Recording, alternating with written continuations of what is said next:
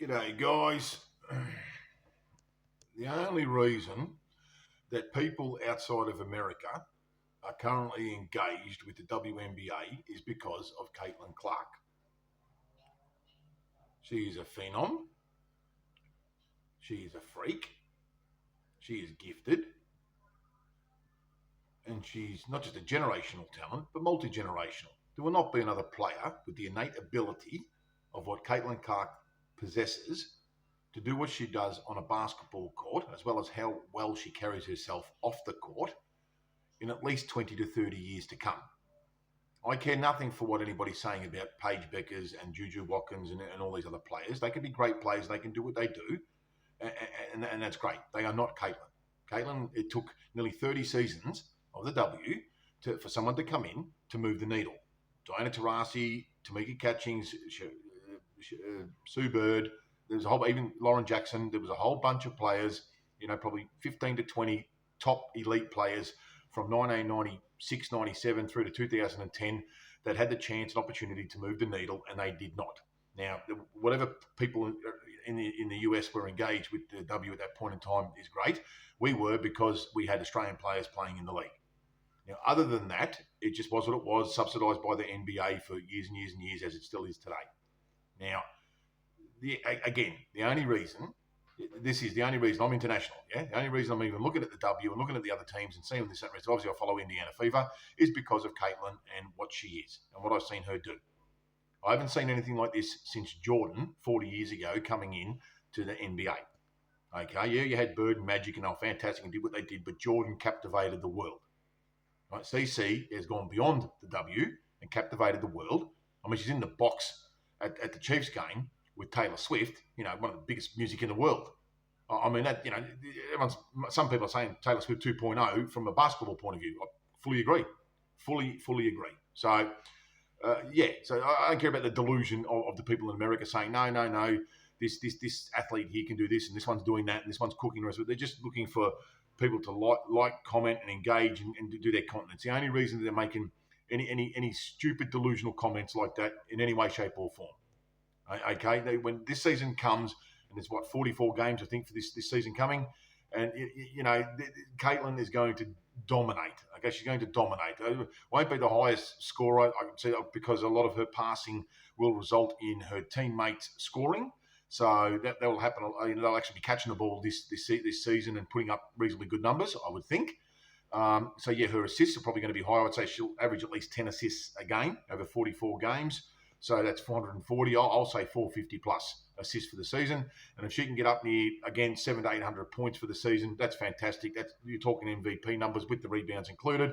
I know Asia and some other players, Nafisa and Brianna, they're all the same culprits as we say here that are going to be there for the MVP at the end of the year. But if it goes on to, if it's actually classed as the most valuable player to a team, to me, I've got to be honest with you, the next 5 seasons as valuable to the team would be Caitlin.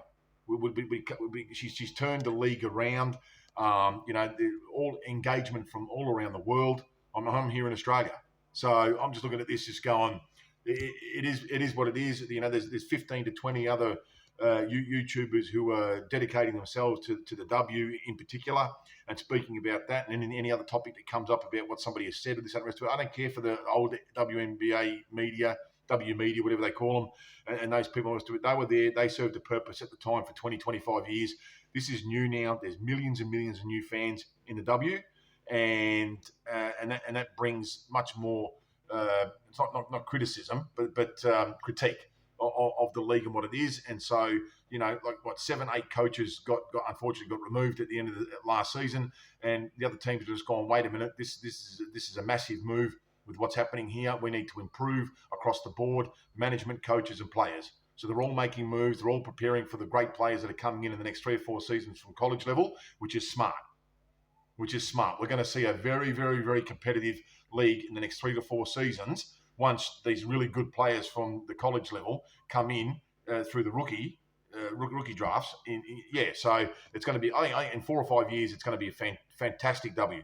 Fantastic. The point guards are going to be absolutely brilliant. The guards, shooting guards, the centers, it's all going to click together for them. They're going to have massive media deal, player contracts. To me, a rookie to me, I know I'm jumping a little bit, but so be it. To me, a rookie should be a contract minimum. I mean, Caitlin's come in, she's done what she's done, but 4 years.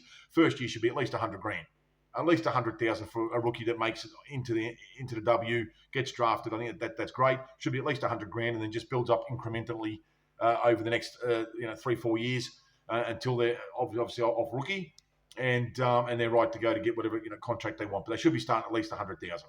So a US that is, and then working on your endorsements, and you go from there. So, but at this point here, the whole point of the video was just simply the fact that Caitlin is the needle mover. Caitlin is the W. Caitlin is probably one of the biggest sports people in the world, male or female. Even from the NBA point of view, you put her at a game and you're going to get an extra 5,000 people there just coming to see the fact that they want to view Caitlin at the game. Okay, it is what it is. If Jordan was here back in '84 and as his rookie, and in the following year we went to a game, there'd be another 10,000 people, I can promise you, back there in '85. So he was massive, obviously, and then Nike got on board with him and he's made his billions. Good on him. But I just think that from that there, just Caitlin's the one there. If Caitlin stopped playing there in the W and went over to the Euro League, I'd probably watch a game or two of them, but I wouldn't be watching the W anymore. Sorry, ladies, just wouldn't be watching it. Her pizzazz, her what she does, her skill, her innate ability to see down the court what's going to happen before anybody else is seeing it. It's very difficult for these players to catch up, which I do understand, but they will over a season or two.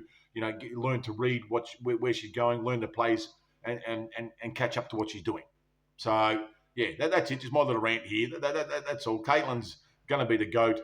Taurasi could be the GOAT at the moment because she's done 20 years and what phenomenal job she's done in W. And I don't care for what Gino from UConn or anyone else is saying, or is it Caitlin over the next 4 or 5 years will prove herself to be, I don't care if it's a joint GOAT with DT or one on her own. It doesn't matter. There could be, you can say the greatest of all time. There can be the greatest women of all time. The GOAT. So it's 20 years is hard to, you can't just wipe off 20 years of what DT's done. And and Caitlin, I'm sure, will probably be in the league, barring injury, 10, 15 seasons.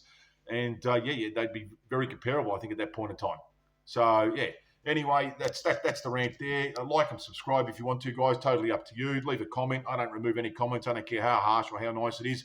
I've got thick skin. I'm Australian. We talk pretty blunt, so no problem. You want me to respond to something, feel free. Leave a comment there asking me to. Ask with a question mark, and I'm happy to respond to it. But in the meantime, enjoy wherever you are in the world. Enjoy the rest of your day and take care. Bye-bye.